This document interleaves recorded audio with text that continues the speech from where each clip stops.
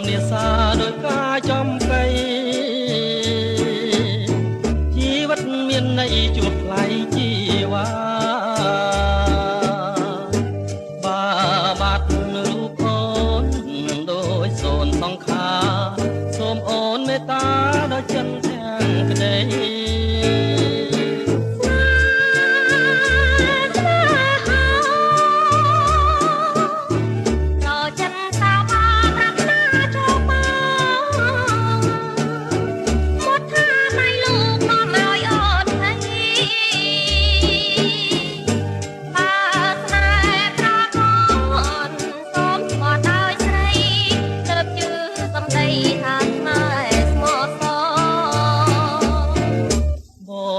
ស្មន់ជូនបានណាប់ទៅប្រលឹង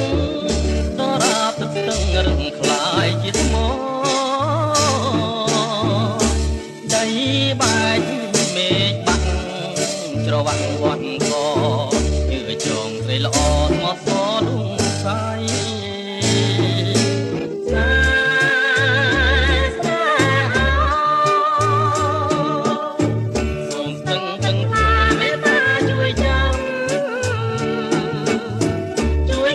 ចំណាំចាំរឿងស្នេហ៍ថ្មី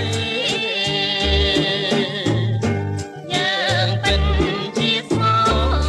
មិនឡោសំដីសំខន់ណាស់ឡើយឲ្យបងស្មង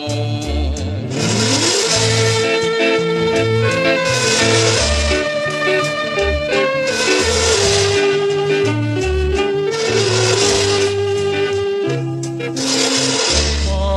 ងស្បត់ជូនបានណាប់ទៅប្រលឹងដរាបទឹករឹងខ្លាយជាថ្មដីបែកមេឃបាំងច្រវាក់វត្តកជឿចងស្រីល្អ